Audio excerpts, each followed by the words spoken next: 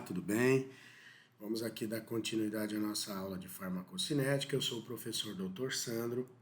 Vamos à parte 2. Bom, só para relembrar, na parte 1, nós discutimos as fases farmacêutica e farmacocinética, né? Discutimos a importância da forma farmacêutica, dos processos de desintegração, desagregação, dissolução, etc. Nós discutimos a absorção, definição, fatores que influenciam na absorção, deslocamento de fármacos pelas membranas biológicas. Também discutimos distribuição, definição, formas de transporte de fármaco no sangue, barreiras especiais e reservatórios. Discutimos vias de administração. Se você não assistiu, né, sugiro que você vá lá e assista a parte 1 desta videoaula. E agora nós daremos continuidade a partir da biotransformação. Discutiremos definição, órgãos envolvidos na biotransformação, os tipos de reações químicas, os fatores que interferem. Também discutiremos a excreção de fármacos e metabólitos, definição e as principais vias de excreção. Bom, então agora discutiremos a biotransformação, sua relevância e as consequências. Então, estamos aqui na biotransformação.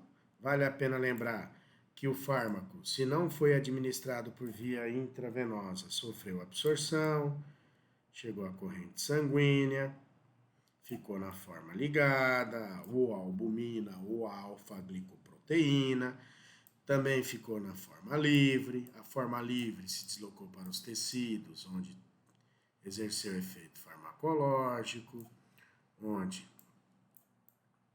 também foi para tecidos de depósito, depois retornou ao sangue, tanto daqui quanto daqui. E agora precisa sofrer biotransformação. Diversos órgãos são capazes, né, de realizar reações químicas que participam da biotransformação.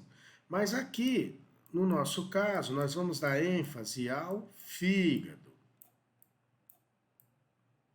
Ao fígado, ok? Ao fígado, certo?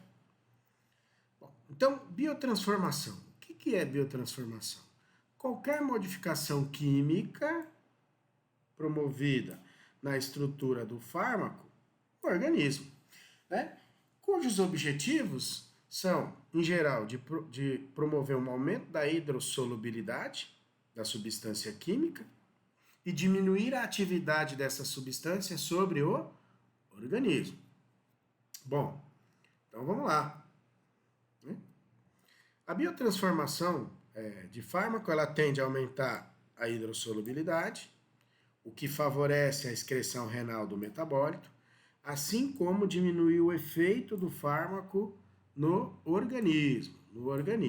Tá? Então, nós temos basicamente duas fases de reação, a fase 1 e a fase 2. Tá? Nós temos a fase 1, que também é chamada de fase enzimática.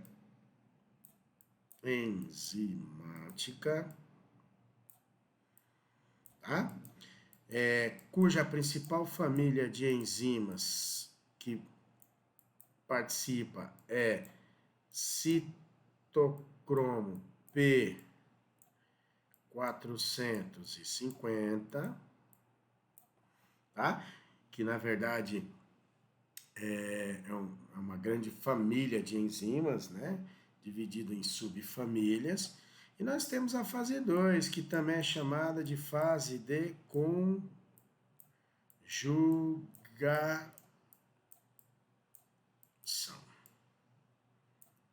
Fase de conjugação, ok? É importante destacar que, às vezes, o fármaco, né, ele passa pela fase 1, e aí daqui nós temos um metabólito, e esse metabólito passa pela fase 2, que é a fase de conjugação. Mas, às vezes, o fármaco pode vir aqui e passar direto na fase 2. E em alguns casos o fármaco não sofre nenhum tipo de alteração e é excretado na sua forma original. Bom, então aqui nós temos, né, o fármaco inativo ou um profármaco. O que é um profármaco? É uma substância que não produz nenhum efeito sobre nenhum sistema biológico no organismo. E para que esta substância possa produzir algum efeito, ela precisa sofrer necessariamente uma biotransformação. Então, como exemplos aqui, nós temos o enalapril, que é um profármaco, que só vai ter efeito quando for transformado em enalaprilato, né? A cortisona, que vai ter efeito quando for transformada em hidrocortisona, e a prednisona, que vai ter efeito quando for transformada em prednisolona. Bom, então isso são profármacos, né? Que aqui a gente pode chamar de fármaco inativo ou profármaco, que é a forma mais comum. Então, aqui não, aqui nós temos fármacos que já são ativos, obviamente, como por exemplo o fenobarbital, que é muitas vezes usado como anticonvulsivante, o diazepam, né? O fenobarbital é um barbitúrico, que a gente vai discutir depois, o diazepam, que é um benzodiazepínico, succinilcolina, que também pode ser chamado de succinilmetônio, tá? Que é um bloqueador da junção neuromuscular, e aqui nós temos a trimetadiona. Bom, aqui, o que acontece? Muitas vezes, o fármaco é biotransformado, mas o metabólito gerado, ele é um metabólito ativo, como é o caso aqui do diazepam, que é transformado em nordiazepam, tá?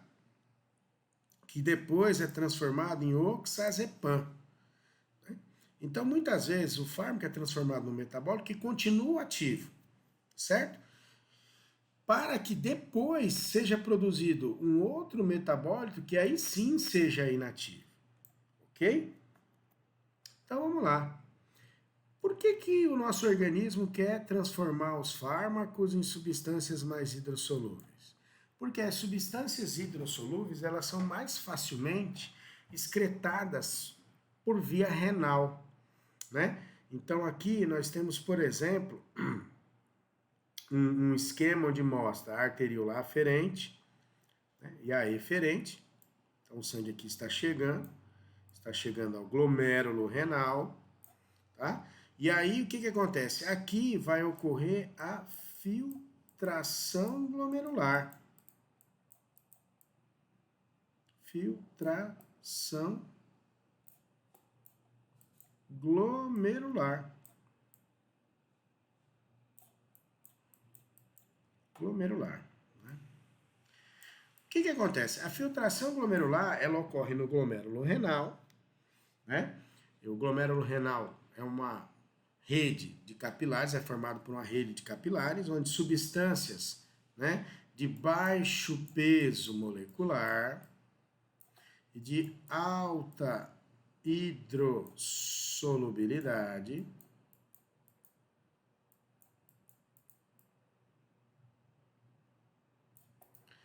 são filtradas e aí são lançadas no túbulo renal.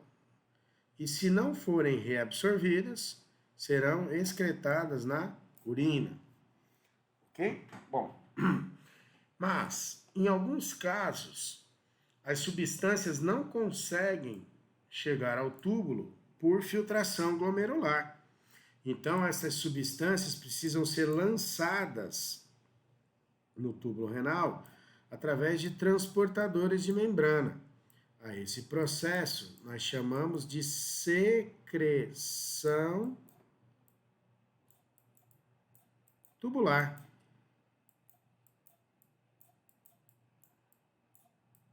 Secreção tubular.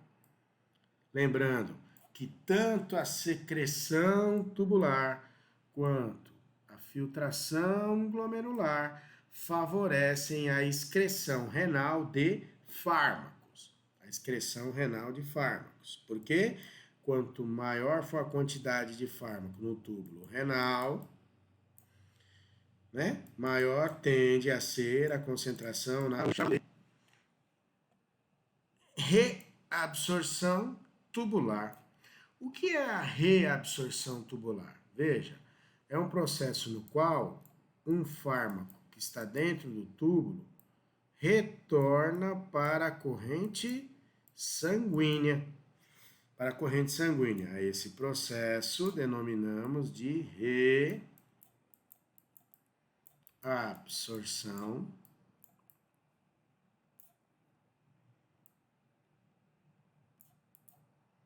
tubular. Reabsorção tubular. Lembrando que quanto mais o fármaco ou metabólito sofrer reabsorção tubular, menor será a sua excreção renal.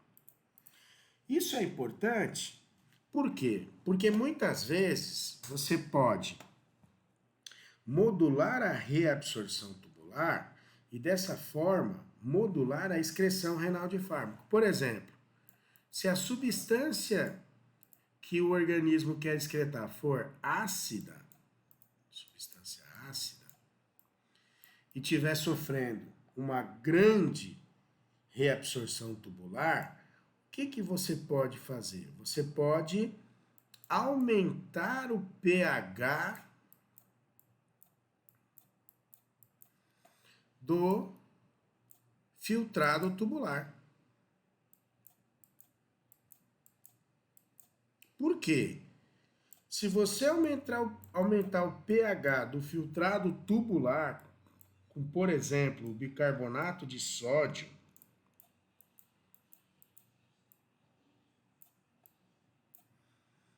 intravenoso, você vai fazer com que a substância ácida fique mais ionizada e dessa forma ela será mais facilmente eliminada através da urina. Isso é um procedimento muito comum em intoxicações por substâncias ácidas, como por exemplo o ácido acetil salicílico, em crianças que acabam ingerindo grande quantidade do ácido acetil salicílico infantil. Ok? Então a filtração glomerular favorece a excreção renal de fármacos, a secreção tubular favorece a excreção renal de fármacos, mas a reabsorção tubular desfavorece a excreção renal de fármacos. Quais são os principais locais de biotransformação? Fígado, intestino, pulmões e rins. Aqui nós vamos dar prioridade ao fígado. Por quê? Porque ele é o principal órgão relacionado à biotransformação de fármacos e de substâncias estranhas a organismos, que nós chamamos de xenobióticos, tá? E no fígado nós temos lá no retículo endoplasmático, nos microssomos, nós temos família de enzimas citocromo P450. É chamado de citocromo porque é uma M-proteína, tem um M, né?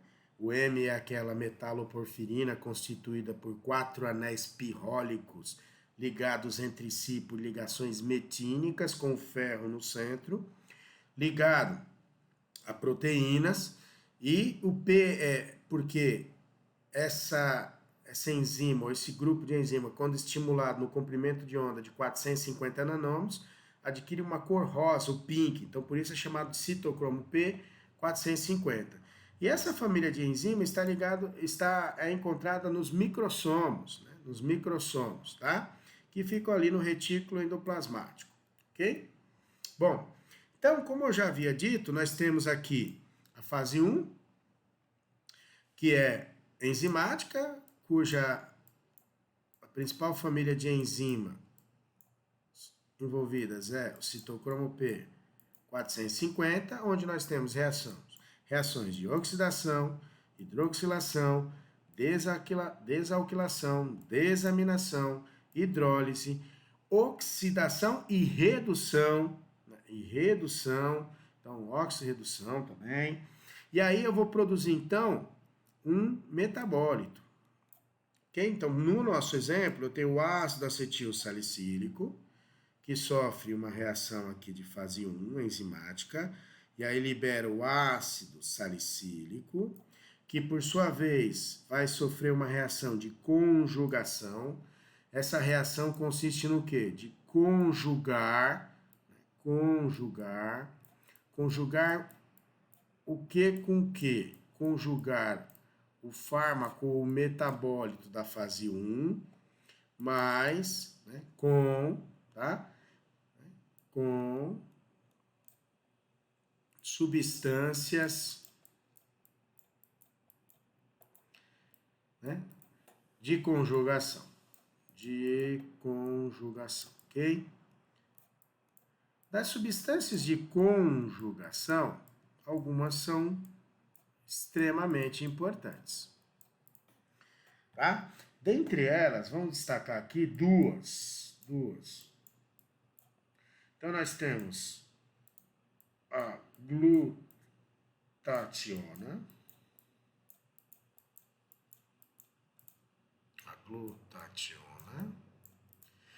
e o ácido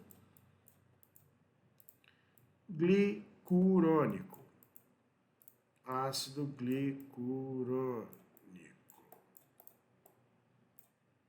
Glicurônico, ok? Muito bem. Então aqui, ó, tá no nosso exemplo, tá ligando o ácido salicílico ao ácido glicurônico. Então tá formando um glicuronídeo, né? Quem faz isso? A glicuroniltransferase, uma enzima. Então aqui, ó, o que eu tenho? Eu tenho um conjugado entre o metabólito obtido a partir da fase 1, que é o ácido salicílico, mais o ácido glicurônico. Isso torna essa substância mais hidrossolúvel e aumenta a possibilidade, a probabilidade de eliminação, de excreção desta substância. Bom, então aqui nós temos alguns exemplos das famílias das enzimas importantes nas biotransformações de fármacos em seres humanos. E é claro que não poderia deixar de conter o quê? Citocromo P450. Então nós temos aqui várias subfamílias. Então aqui é o conteúdo relativo dessas subfamílias aqui, né, no microsoma hepático. Tá? Então nós temos a 3, a 4, a 1, a 1.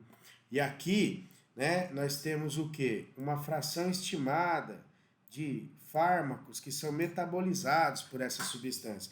Você vai perceber que a 3A4 é extremamente importante, assim como a 2D6, que pegam aí 80% aproximadamente, né, dos fármacos para biotransformar, ok? Bom, quais são os fatores que afetam a biotransformação de fármacos? Então vamos a ele. O estado nutricional, porque as enzimas do citocromo P450 são proteínas e por isso precisam ser sintetizadas, então o organismo precisa ter uma alimentação adequada no que diz respeito a proteínas, a aminoácidos, doenças, né? Por exemplo, doenças que comprometem o fígado, então as hepatites, quer sejam hepatites virais, medicamentosas, né? Alcoólicas, ok? Que aí acabam prejudicando a atividade, a idade, porque nós sabemos que com a idade há uma diminuição da atividade hepática, e substâncias que acabam estimulando ou inibindo as enzimas, né? Citocromo P450. Aqui, substâncias que estimulam nós vamos chamar de indutoras, substâncias que inibem nós vamos chamar de inibidoras. Tá? Então aqui nós temos o fator da idade, né? Que obviamente o metabolismo hepático diminui quando comparado ao adulto, tá?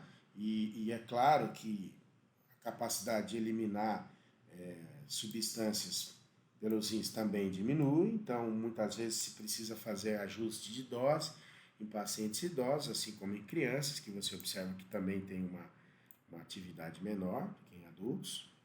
Tá? E aqui nós vamos falar então das substâncias que interferem com a biotransformação hepática. Então nós vamos começar aqui pelas substâncias indutores. O que são indutores enzimáticos?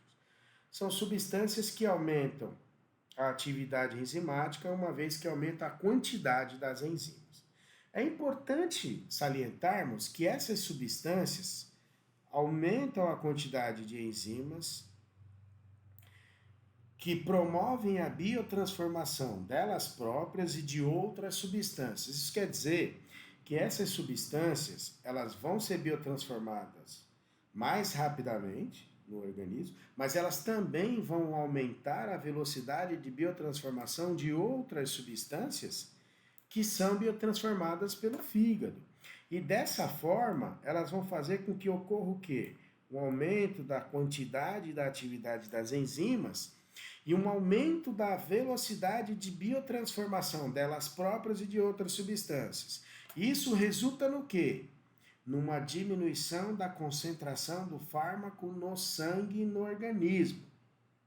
E, consequentemente, uma diminuição do efeito deste fármaco, uma vez que este fármaco será biotransformado e eliminado mais rapidamente. Exemplos importantes aqui de indutores enzimáticos, nós podemos citar o etanol de forma crônica, fenobarbital, fenitoína, carbamazepina, todos são substâncias indutores enzimáticos. Né? E é bom se atentar para isso, porque pacientes que fazem uso crônico de indutores enzimáticos, ao tomar um segundo medicamento ou um segundo fármaco, podem apresentar falha terapêutica. Por quê? Porque esse segundo fármaco pode também ter uma biotransformação aumentada e dessa forma também ter uma eliminação do organismo aumentada, o que resulta num fracasso terapêutico. Bom, então aqui nós temos um quadro onde mostra substâncias que são indutores enzimáticos. Então é importante destacarmos aqui algumas substâncias, né? Por exemplo, o tabagista, né? A própria carne grelhada, né? O omeprazol, fenobarbital, como eu já havia falado. Aqui tem a dexametasona, tá? Fenobarbital, etanol, como eu já havia falado, de forma crônica, isoniazida, efavirenz, nevirapina, que são antirretrovirais, barbitúricos em geral, tá? Fenitoína, como eu já havia falado, tudo bem? Diversas são essas substâncias. Bom, e agora nós vamos falar dos inibidores enzimáticos. Os inibidores enzimáticos, na verdade, eles diminuem a atividade das enzimas do citocromo P450. E dessa forma, eles promovem o quê? Uma diminuição da biotransformação delas mesmas e de outras substâncias que também são biotransformadas pelas isoformas de citocromo P450. Por isso, estas substâncias aumentam as concentrações delas próprias e de outras substâncias que sofram biotransformação por essas enzimas. E por isso, o que pode acontecer quando o paciente faz uso de inibidores enzimáticos? Ele pode ter o quê? Um efeito exacerbado tanto das substâncias que causam diretamente a inibição, como de outros fármacos que são administrados ao paciente de forma concomitante, ou seja, ao mesmo tempo, né, às substâncias que exercem um efeito de inibição enzimática. Então, inibidores enzimáticos podem aumentar a concentração deles próprios e de outras substâncias quando administrados concomitantemente no paciente. E isso pode fazer com que o paciente tenha um efeito exacerbado pelo segundo fármaco ou segundo medicamento. Bom, aqui nós temos um outro quadro onde nós temos exemplos de substâncias que promovem inibição enzimática. Inibição enzimática. Aqui então nós temos o halopurinol, que é comumente usado para o tratamento da gota, porque inibe a enzima xantina oxidase e dessa forma diminui a produção de ácido úrico. O cloranfenicol, que é um antibiótico, né, um afenicol, que inibe síntese proteica. A cimetidina, que é um antagonista de H2, diminui secreção gástrica. Ticumarol, né, que interfere aí na coagulação, disulfiram, que inibe a biotransformação do etanol, suco de toranja, né, que em inglês é conhecido como grapefruit, que, por exemplo, está contido na Schweppes, cetoconazol, que é um antifúngico, nortriptilina, que é muito usado como antidepressivo, além de outros usos, tá certo? Então, nós temos diversas substâncias que promovem inibição enzimática. E isso pode promover o quê? Um aumento da concentração dessas próprias substâncias e de outras substâncias que são biotransformadas pelas mesmas isoformas de enzimas. Bom, por fim, nós vamos discutir agora a excreção de fármacos, né? A excreção de fármacos. Então, agora chegamos à nossa última parte aqui da farmacocinética, né? Que é a fase em que nós vamos retirar os fármacos e os metabólitos obtidos a partir de biotransformação do organismo. Então, né, a excreção de fármacos ou de metabólitos.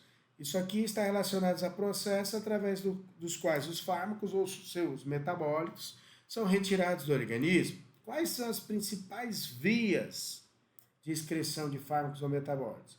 Renal, fecal, pulmonar, existe outro, pele, né? Leite materno, mas nós vamos focar principalmente nessas duas aqui, certo? Então vamos lá. A excreção renal de fármacos se dá a fármacos ou metabólitos que sejam altamente hidrossolúveis e que tenham, né, então altamente, que são hidrossolúveis,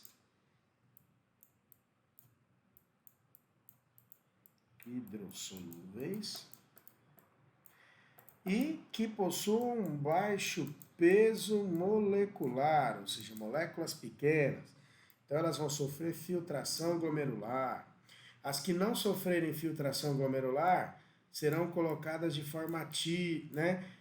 Secreção ativa aqui, secreção tubular. Então sai aqui dos vasos peritubulares e vem para o túbulo. Lembra que tanto a filtração glomerular quanto a secreção tubular favorecem a excreção renal de fármacos, tá certo? Enquanto que a reabsorção tubular,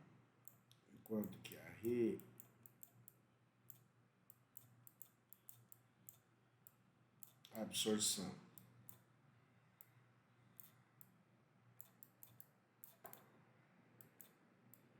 tubular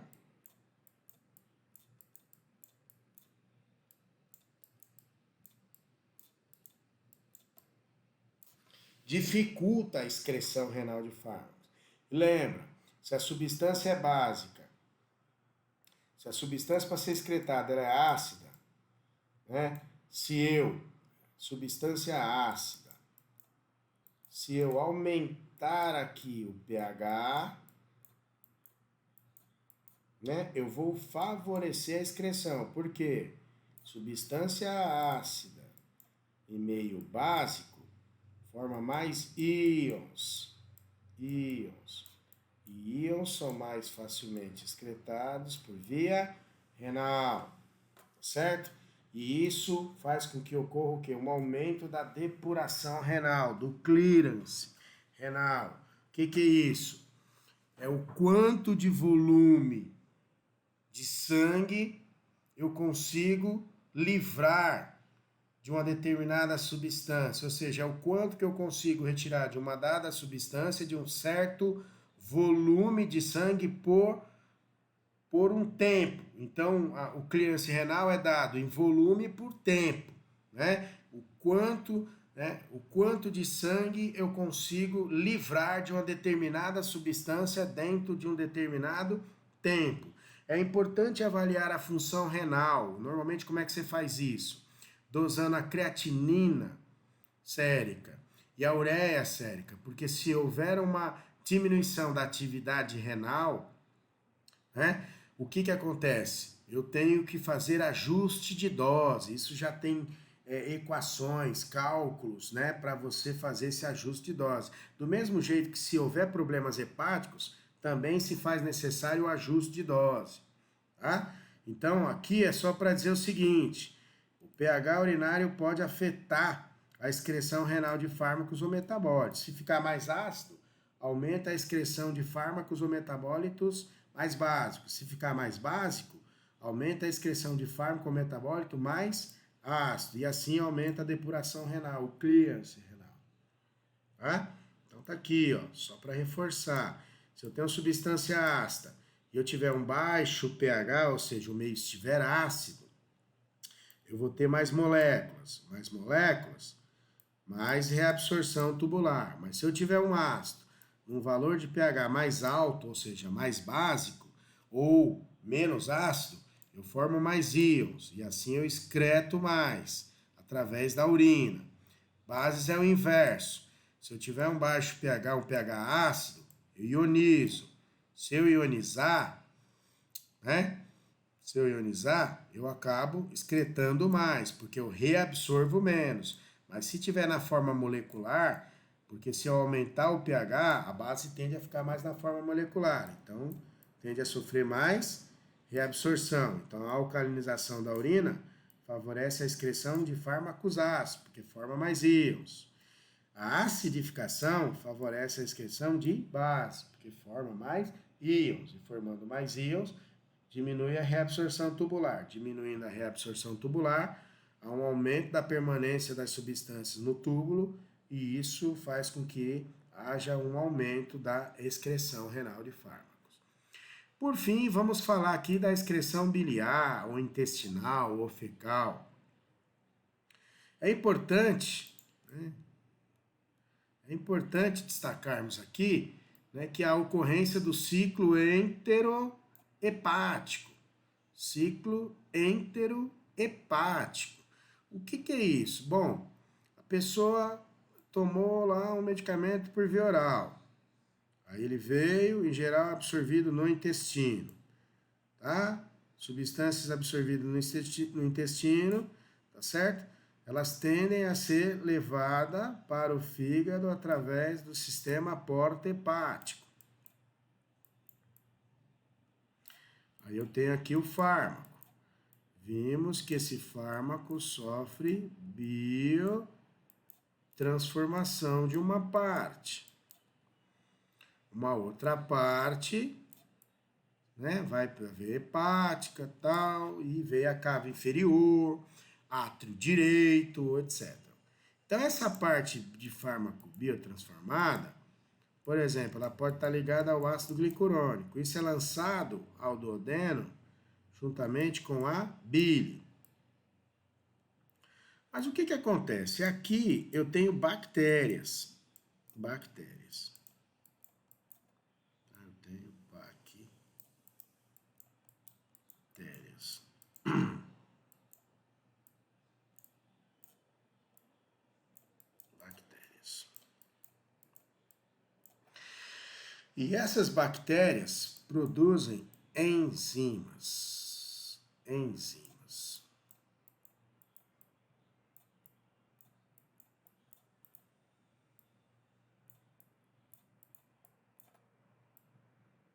E essas enzimas são capazes de quebrar essa ligação aqui. E ao quebrar essa ligação, esse fármaco agora, ele volta a ficar na forma livre. Porque, por exemplo, ele estava conjugado aqui ao ácido glicurônico, fase 2. Mas agora, quando ele ficou na forma livre, ele se tornou o quê? Mais lipossolúvel e menos hidrossolúvel. E isso permite que agora ele sofra o quê? Reabsorção e volte para o fígado. Uma parte sofre biotransformação novamente, mas uma parte vai para a circulação sistêmica. Por que é importante entendermos o ciclo enterhepático? Primeiro, é um ciclo enterhepático que está no intestino, vai para o fígado, do fígado volta para o intestino e do intestino volta para o fígado. E isso forma um ciclo.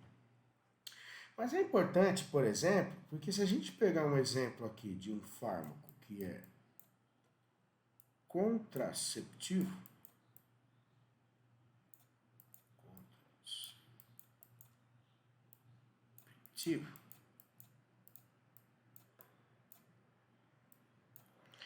O que acontece? É importante que isso ocorra, né? Porque se a gente for observar e analisar as doses de fármacos contraceptivos nos medicamentos anticoncepcionais atuais, a gente vai perceber que a dosagem é bem menor do que as dosagens de medicamentos contraceptivos do passado.